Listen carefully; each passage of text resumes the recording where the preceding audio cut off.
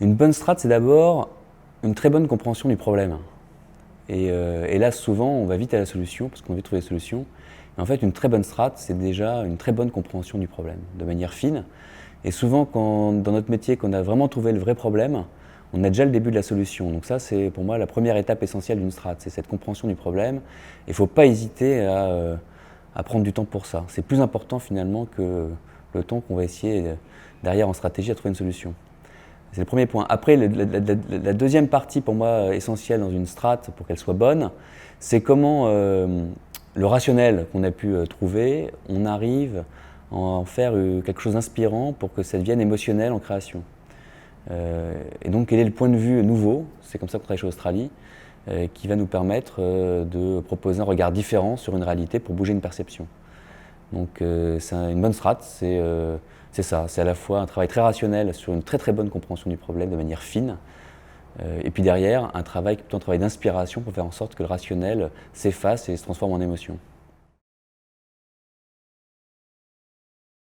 Une mauvaise strat, c'est en fait de la mauvaise création. C'est-à-dire que c'est injuste, mais la stratégie, on ne la voit pas et on ne doit pas la voir. Elle est juste là pour produire des belles campagnes. Le public n'a rien demandé. Et une bonne strat fait en sorte que tout d'un coup, on lui raconte quelque chose d'intéressant et que dans l'interruption qu'on va avoir dans sa vie, ça soit quelque chose de vertueux pour lui.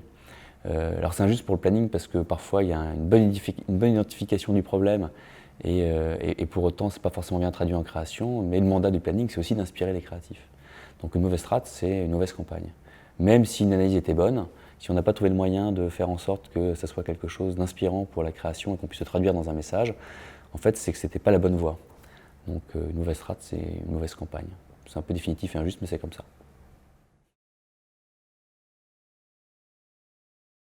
D'où ça vient une bonne strat? Je pense que là-dedans, il y a deux éléments qui me semblent importants, et c'est là-dessus d'ailleurs qu'on voit les bonnes agences. Il y a quand même de la culture et un process. C'est-à-dire qu'il y a une manière de travailler qui fait en sorte qu'on arrive à proposer des bonnes stratégies dans la durée. Et ça, c'est très lié à la culture de la boîte. Nous, chez Australie, on veut proposer un point de vue différent sur les choses. Donc la manière dont on va travailler va nous amener à ça. Et donc il y a un processus de réflexion qui nous permet d'arriver à ça. Donc ça aide à structurer la réflexion et ça permet d'avoir de manière durable des bonnes strates. Et puis après, deuxièmement, il y a des gens qui vont mettre en place et qui vont opérer ce processus. Et là, très souvent, les bonnes strates viennent de personnes curieuses, qui sont en empathie avec leur époque et donc arrivent à comprendre ce qui se passe. Et ça, c'est hyper important. Et je crois que c'est l'intérêt de notre métier, c'est ça, c'est qu'on peut être en contact avec l'époque. Donc des gens qui comprennent bien leurs concitoyens, c'est un truc essentiel.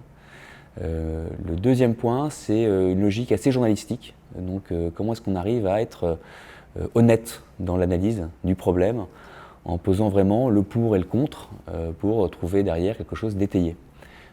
Souvent, on est un peu trop, je trouve, dans une logique éditorialiste. D'ailleurs, on le voit aussi dans la presse, il y a plus d'éditorialistes que de journalistes.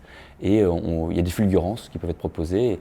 Et pourquoi pas, c'est super. Mais c'est quand même pas mal d'avoir une rigueur. Donc c'est à la fois un processus qui permet d'avoir une forme de rigueur et derrière des gens qui sont curieux et empathiques avec leur époque. Je pense que c'est le mélange des deux qui permet de faire ça.